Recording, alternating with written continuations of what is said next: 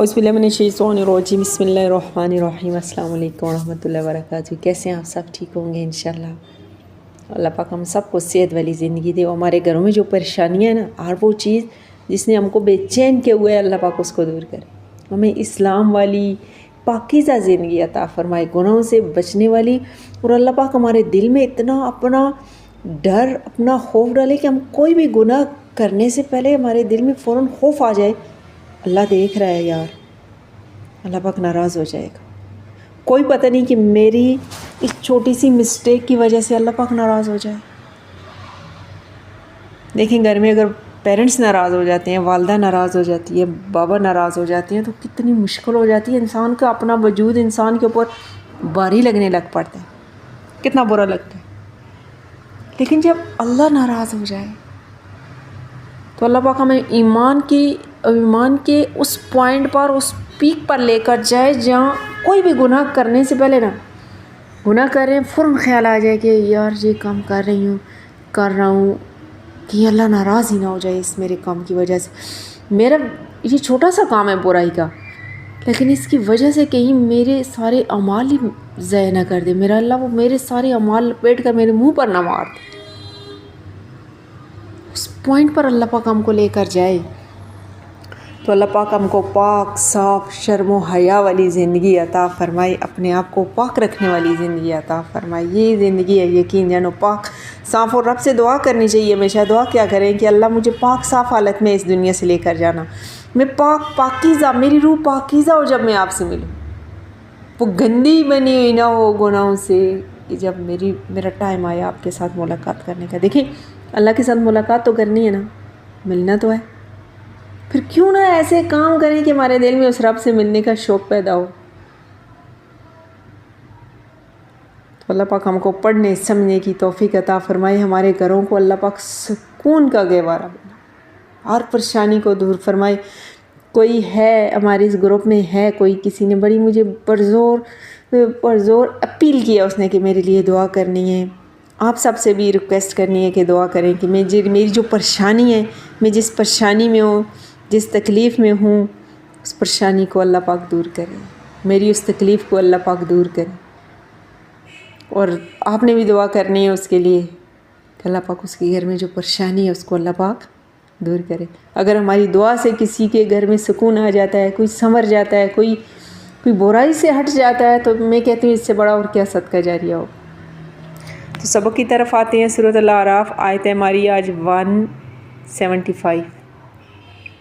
ٹھیک ہے، بات ہماری مسلسل چل رہی ہے، پیچھے کس کی؟ بنی اسرائیل کی چل رہی ہے، اور یہاں پر اللہ پاک ایک شخص کا واقعہ بیان کر رہے ہیں، یہ بھی بنی اسرائیل میں سے تھا، ایک انسان تھا، اور یہ بڑا عالم انسان تھا، اور یہ اس کی دعا، یہ مقبولت دعا تھا، اس کی دعا قبول ہوتی تھی، اور بعض روایت میں ہے کہ یہ اسم اعظم کو بھی جانتا تھا جس کے ذریعے یہ دعا کرتا تھا، اس کی ہر دعا قبول میرا رب کرتا تھا، مقبولیت کا درجہ میرے رب نے دیا ہوا تھا۔ اور پھر کیا ہوا، اس کے اوپر خواہشات غالب آئی، دنیا غالب آئی، اس نے اللہ کے دین کو پیچھے چھوڑا، وہ اللہ کے دین کی جو ہوتی ہے نا وہ چادر اوڑی، اس کو اتار کے اس نے پھینکا اور شیطان کے پیچھے چل پڑا۔ اس انسان کی بدبختی یہاں پر بیان ہو رہی ہے، وَاتْلُو، اور پڑھ کر سناؤ، پڑھو، علیہم، ان پر، انہیں سناؤ، انہیں بتاؤ۔ دیکھیں نبی کریم صلی اللہ علیہ وسلم کے ساتھ ان کے ارد گرد مشرک بھی تھے اور یہودی بھی تھے۔ نبأ الذی، خبر اس شخص کی، آتیناہ، کہ جس کو ہم نے دی، عطا کی، آیاتنا، ہماری آیات، جس کو ہم نے اس کو دی ہماری آیات، اس کو ہماری آیات مطلب ہماری آیات، وہ عالم تھا، اس کو سمجھ بوجھ دی تھی میرے رب نے، اس کا سینہ کھولا ہوا تھا میرے رب نے دین کے لیے۔ فانسلخ، تو وہ صاف نکل گیا، منہا، سے فانسلخ کا مطلب ہے اس نے اس دین کی چادر کو اتار کے پھینک دیا، اس کرتے سے خود کو باہر نکال دیا، وہ جو دین ہے نا، دین میں ایک آپ کو مثال دے رہی ہوں، وہ اس سے باہر نکل گیا۔ فَأَتْبَعَهُ الشَّيْطَانُ، تو اس کے پیچھے لگ گیا شیطان شیطان فکانا پھر وہ ہو گیا من الغاوین گمراہ لوگوں میں سے. ایک بہت بڑی ایک بدبختی اللہ پاک اس شخص کی بیان کر رہے ہیں کہ جس کو اللہ نے دیکھیں جیسے شیطان ابلیس کتنے بلند مقام پہ تھا، کتنی عزت اس کو ملی ہوئی تھی، کتنا علم اس کو ملا ہوا تھا، لیکن اس کے اوپر اس کی بدبختی غالب آئی، تکبر آیا، تو اتنے بلند مقام سے اپنے آپ کو زمین کی آخر والی سطح پہ دے گیا. اس کے ساتھ اس شخص کے ساتھ بھی یہی ہوا کہ ان کو اس شخص کا حال پڑھ کر سناؤ جس کو ہم نے اپنی آیات عطا فرمائی ہوئی تھی، مطلب شریعت دی ہوئی تھی، علم دیا ہوا تھا شریعت کا، مزین کیا ہوا تھا اپنی شریعت کے علم سے، تو اس نے ان کو اتار دیا، پھر شیطان اس کے پیچھے لگا تو گمراہوں میں سے. روایت میں ہے کہ اس کا نام بہلم بن باہورہ تھا، اور یہ بھی کہا گیا ہے کہ اس کا نام صفی بن راہب تھا، اور ایک روایت یہ بھی ہے کہ یہ بلقاء کا ایک شخص تھا جو اس میں اعظم جانتا تھا، اور یہ جبارین کے ساتھ ہی بیت المقدس میں رہا کرتا تھا. اور ایک روایت یہ بھی ہے کہ یہ یمنی شخص تھا جس نے کلام اللہ کو ترک کر دیا تھا، اور یہ شخص بنی اسرائیل کے علماء میں سے تھا، اور اس کی دعا قبول ہو جایا کرتی تھی، اور بنی اسرائیل سختی کے وقت اس کو آگے کر دیا کرتے تھے، اس کی دعا مقبول، اللہ اس کی دعا قبول کر لیا کرتا تھا. تو پھر اس کے اوپر غالب آئی اس کی خواہشات، تو اس نے اللہ کے دین کو چھوڑ دیا.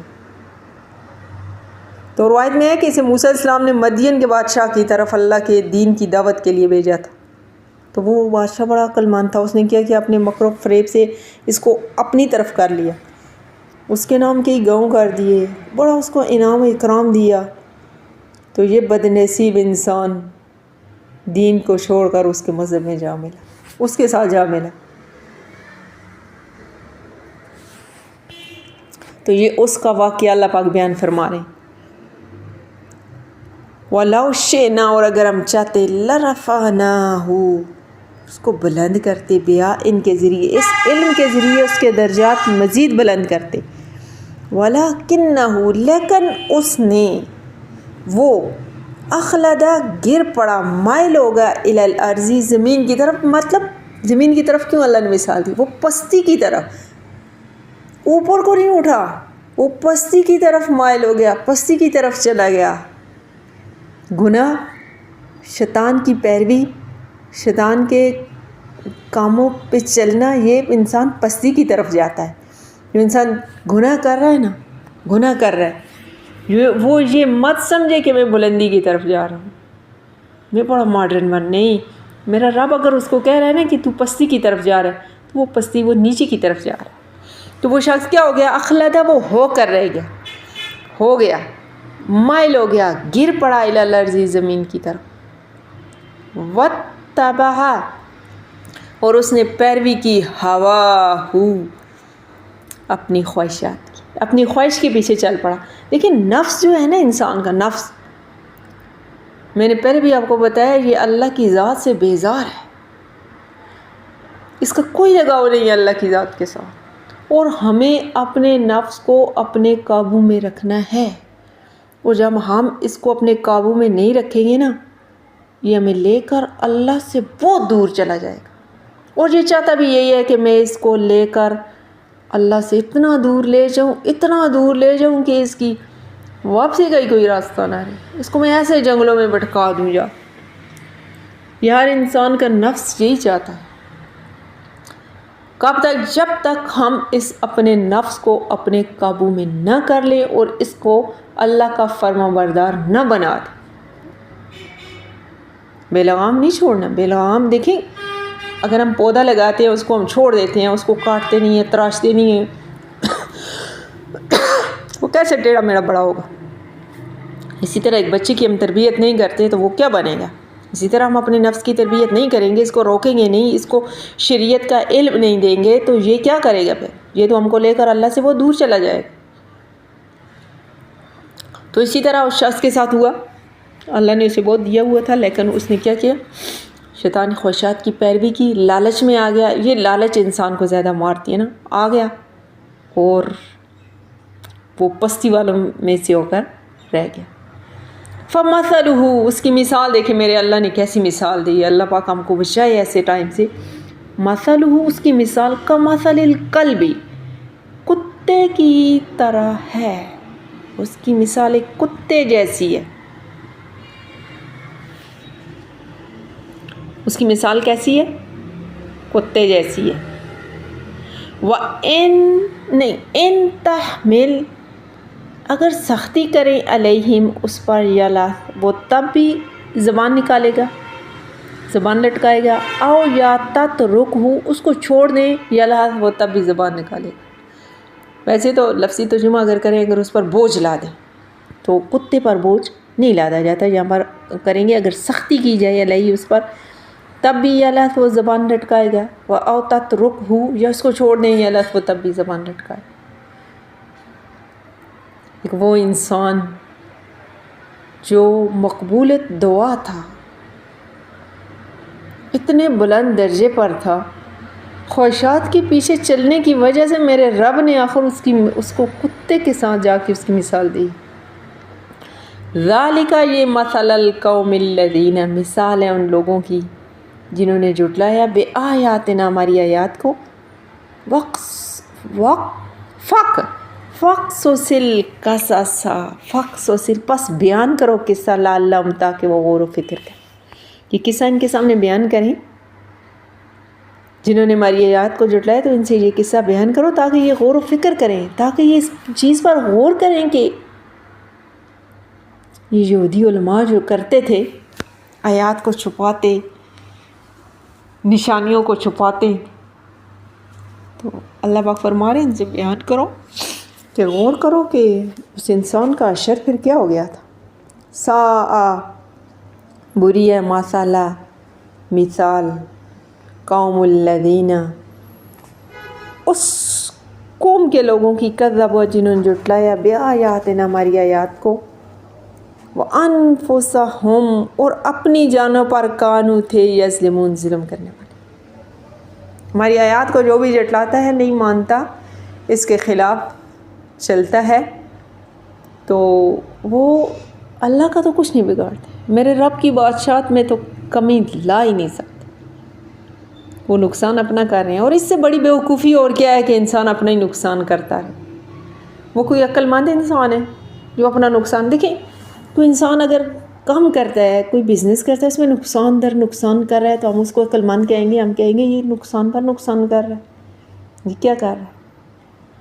تو کتنے بیوقوف انسان ہیں. میں سمجھتی ہوں یہاں پر ہم لوگ کتنے بیوقوف ہیں. جب ہم گناہ کرتے ہیں تو ظلم کس کے اوپر کر رہے ہوتے ہیں؟ اپنے اوپر کر رہے ہوتے ہیں. ساء، بری، مثلا، مثال، مثلا القوم الذین، اس قوم کے لوگوں کی، کذبون، لوگوں کی جنہوں نے جھٹلایا، نہ مانا، بآیاتنا، ہماری آیات، وانفسہم، اور اپنی جانوں پر، کانوا، وہ تھے، یظلمون، ظلم کرنے والے. من یہد اللہ، من، جس کو یہد اللہ، ہدایت دے اللہ، فہو المہتدی، تو وہی ہدایت یافتہ ہے، ہدایت والا ہے.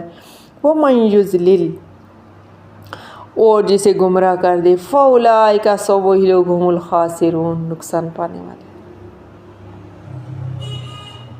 جس کو اللہ ہدایت دے دے وہی راہ ہے، اور جس کو گمراہ کرے تو ایسے لوگ نقصان اٹھانے والے. ٹھیک ہے، تو رب جنہیں راہ دکھائے انہیں کوئی بے راہ نہیں کر سکتا. ابن مسعود کی رضی اللہ تعالیٰ عنہ کی روایت ہے، ان کی حدیث میں ہے کہ سب تعریفیں اللہ ہی کے لیے ہیں، ہم اس کی حمد بیان کرتے ہیں اور اسی سے مدد چاہتے ہیں، اسی سے ہدایت طلب کرتے ہیں، اسی سے بخشش مانگتے ہیں. ہم اپنے نفس کی شرارتوں سے اللہ کی پناہ لیتے ہیں، اور اپنے اعمال کی برائیوں سے بھی اللہ کے راہ دکھائے ہوئے کو کوئی بہکا نہیں سکتا، اور اس کے گمراہ کیے ہوئے کو کوئی راہ پر لا نہیں سکتا. اور میں گواہی دیتا ہوں کہ معبود صرف اللہ ہی ہے، وہ اکیلا ہے، یہ ابن مسعود رضی اللہ تعالیٰ عنہ بیان کر رہے ہیں، ان کی دعا ہے، ان کا کوئی شریک نہیں، اور میری گواہی ہے کہ محمد مصطفیٰ صلی اللہ علیہ وسلم اس کے بندے اور اس کے رسول۔ کتنی پیاری دعا ہے نا، کتنی خوبصورت الفاظ میں انہوں نے رب سے مانگا تھا، رب سے دعا کی تھی۔ ہمیں بھی ایسی دعا کرنی چاہیے، اپنے رب سے مانگنا چاہیے، اپنے دین کی حفاظت اپنے رب سے مانگنی چاہیے کہ اللہ تو ہمارے دین کی حفاظت فرما، ہمارے ایمان کی حفاظت فرما، ہم سے ایسا کوئی کام سرزد نہ ہو لائف میں جس کی وجہ سے ہمارا ایمان ضائع ہو جائے، ہمارا ایمان ہمارے ہاتھوں سے چلا جائے۔ یہ نہیں کہ بہت بڑا کوئی گناہ کریں گے، بہت بڑا کام کریں گے تب جائے گا۔ سم ٹائم ایسا بھی ہوتا ہے، کوئی چھوٹی سی ایسی مسٹیک ہم کر دیتے ہیں کہ ہمارا ایمان ہمارے ہاتھوں سے نکل جاتا اور ہمیں پتہ بھی نہیں چلتا۔ اتنا علم اللہ ہم کو دے، ایسی ہدایت کے راستے پر ہم کو رکھے جہاں پر ہم اپنے ایمان کی حفاظت کر سکیں، اپنے ایمان کو محفوظ رکھ سکیں، اور ہمارے دل میں میرا رب اپنا خوف ڈالے رکھے، ہمیں یہ خوف رہے کہ ہمارا رب ہم سے ناراض نہ ہو جائے، ہمارا رب ہم سے اپنا منہ نہ موڑ لے۔ مسلمان کی حالت ایسی ہے نا، اسے پرواہ ہی نہیں، پتہ ہی نہیں ہے رب ناراض ہوتا ہے نہیں ہوتا، ایمان جا رہا ہے نہیں جا رہا، ایک روپیہ 10 روپیہ 50 روپے کی خاطر ایمان کو بیچ رہے ہیں، کوئی پتہ نہیں ہے کہ میرا یہ جو میں فراڈ کر رہا ہوں، اس فراڈ کے بدلے میرا ایمان کتنا جائے گا۔ ایمان کی کوئی وقت ہی نہیں ہے، ایمان کی کوئی اہمیت ہی نہیں ہے نظر میں، میرا ایمان نہ چلا جائے یہ کام کرتے ہوئے، کوئی پرواہ نہیں۔ اب دیکھتے ہیں معاشرے میں کیا ہو رہا ہے، گھر سے باہر قدم نکالیں کیا ہو رہا ہے، گھروں میں کیا ہو رہا ہے۔ تو اللہ پاک ہم کو پڑھنے کی، سمجھنے کی اور اپنے ایمان کو محفوظ رکھنے کی توفیق عطا فرمائے، اور رب سے مانگا بھی کریں۔ اللہ پاک ہماری ہر دعا کو قبول فرمائے۔ اوکے، اللہ حافظ، السلام علیکم۔